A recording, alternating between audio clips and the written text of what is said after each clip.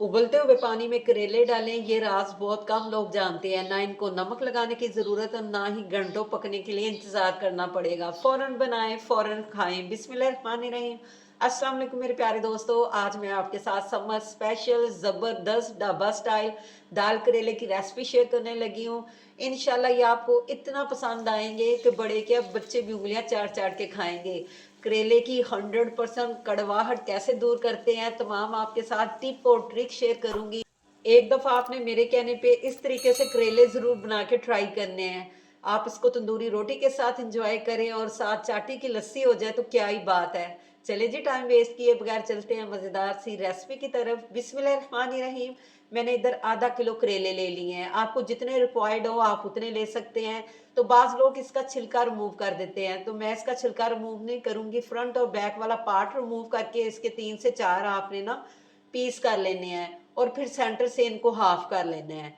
करेलों को पहले आपने अच्छी तरह वॉश कर लेना है, फिर इसकी कटिंग करनी है। तो मैंने जो करेले लिए थे वो बहुत ज्यादा सॉफ्ट थे, उनके अंदर बीज भी बिल्कुल सॉफ्ट थे। अगर येलो बीज हो, पके हुए करेले हो, तो फिर आपने बीज निकाल लेने हैं। ये देखिए मैंने सारी कटिंग कर ली है। दूसरी तरफ मैंने पानी को बॉईल होने के लिए रख दिया था। जैसे पानी में बॉईल आएगा तो करेले ऐड करेंगे।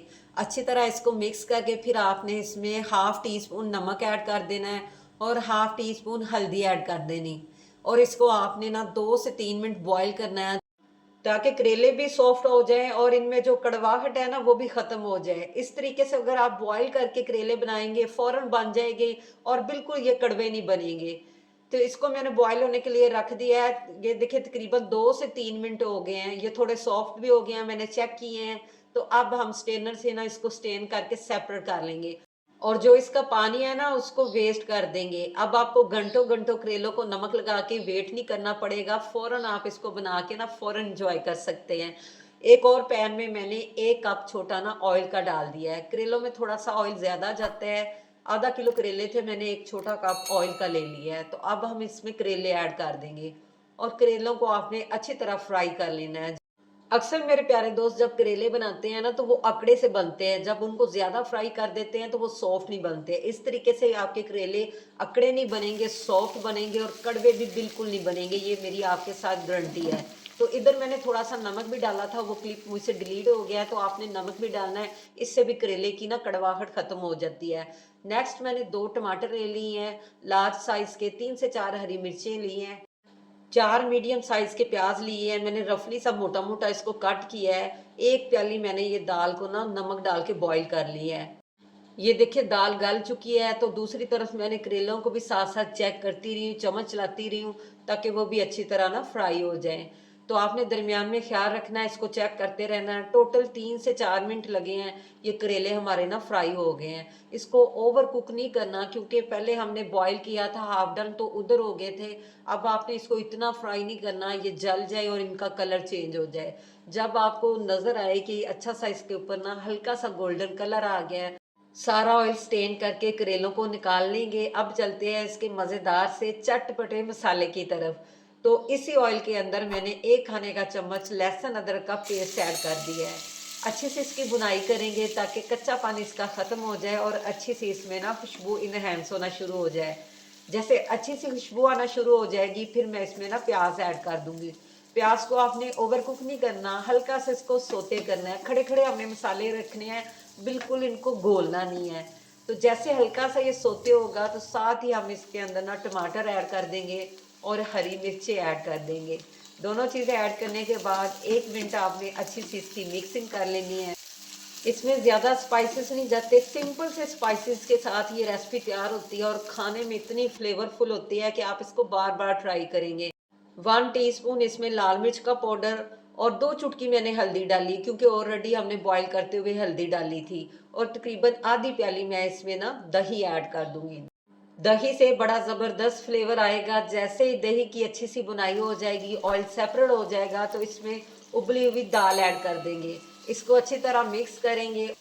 अगर आपको दाल नहीं पसंद तो आप दाल ना डालें। जैसे करेले प्याज बनाते हैं ना, सेम इसी तरीके से आप करेले प्याज भी बना सकते हैं। तो अब जो हमने करेले फ्राई किए थे वो ऐड कर देंगे और अगेन इसकी अच्छी तरह मिक्सिंग करेंगे। तो इधर आपने 1 से 2 मिनट मज़ीद इसको पकाना है ताकि करेले दाल के साथ अच्छी तरह मिक्स हो जाए। अगर इस पॉइंट पे रेसिपी ज़रा सी भी अच्छी लग रही हो तो लाइक लाजमी किया करें। आप लाइक देने में कंजूसी करते हैं या आपको लाइक देना ना याद भूल जाता है। स्टार्टिंग में एक अच्छा सा लाइक वीडियो को ज़रूर दे दिया करें।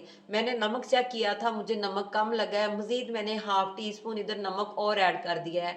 आप अपनी चॉइस के मुताबिक नमक कम या ज़्यादा कर सकते हैं। 1 मिनट के लिए मैंने इसको कवर कर दिया है, फिर मैंने चेक किया है, करेले हमारे परफेक्ट तैयार हो चुके हैं। बाज़ लोग इसको ज़्यादा पकाई जाते हैं, बिल्कुल ड्राई कर देते हैं। हल्का सा आपने ऐसे रहने देना है ताकि जो वो दही का हल्का सा ये ग्रेवी बनी है ना, ये ऐसे रहे। जब हम इसके साथ निवाला लगाए ना तो हमें मज़ा आ जाए। लास्ट में इसमें मोटी कुटी हुई धनिया लाजमी ऐड करें, इससे फ्लेवर बड़ा अच्छा आएगा। ब्रीक पाउडर वाली धनिया नहीं आपने ऐड करनी, थोड़ी सी हरी धनिया भी ऐड कर दूंगी, ज़्यादा ऐड नहीं करूंगी। और हाफ लेमन का जूस ऐड कर देंगे, इससे हमारे करेले बड़े चटपटे से बनेंगे। तो चेक करें इसकी फाइनल लुक। मज़ेदार से चटखारेदार समर स्पेशल ढाबा स्टाइल हमारे दाल करेले रेडी हो चुके हैं। जल्दी से आप इसको तंदूरी रोटी के साथ एंजॉय कीजिए।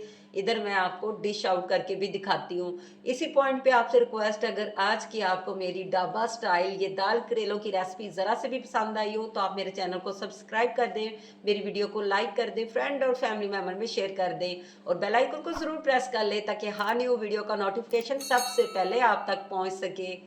तो ये इतने मज़े के बनते हैं जैसे आप बाहर होटलों से खाते हैं ना, वैसा इसका फ्लेवर आएगा। मैंने इसको टेस्ट किया है, मेरा तो दिल ही खुश हो गया है। और मेरी आपके साथ ये गारंटी है, आप एक की जगह 4-4 रोटियां खाएंगे इस दाल करेलों के साथ। और वो बहन भाई जो मेरी रेमडीज देखते हैं, आपने बिल्कुल दिल छोटा नहीं करना। आपकी प्यारी बहना रेसिपी के साथ इंशाल्लाह रेमडी भी शेयर करती रहेगी। मुझे तो ये इतनी मजे की लगी, मैंने रोटी के बजाय चम्मच के साथ ही इसको इतना ज्यादा खा लिया। बाज मेरे बहन भाई क्या करते हैं, वीडियो स्किप कर करके देखते हैं, फिर आपको रेसिपी की समझ नहीं आती। बाद में आप कंप्लेन करते हैं हमारी रेसिपी तो ठीक नहीं बनी। अगर आप भी परफेक्ट कुकिंग करना चाहते हैं, अपने और अपने प्यारों का दिल जीतना चाहते हैं, तो रेसिपी को फुली वॉच किया करें और खाने के जरिए सबके दिलों में राज करें। जहां भी रहें खुश रहें, आबाद रहें, अपने और अपने प्यारों का ख्याल रखें, हमें भी दुआओं में याद रखें। इसके साथ ही मुझे इजाजत दीजिए, मिलते हैं नेक्स्ट अच्छी सी रेसिपी या रेमडी के साथ। टिल देन, अल्लाह हाफिज।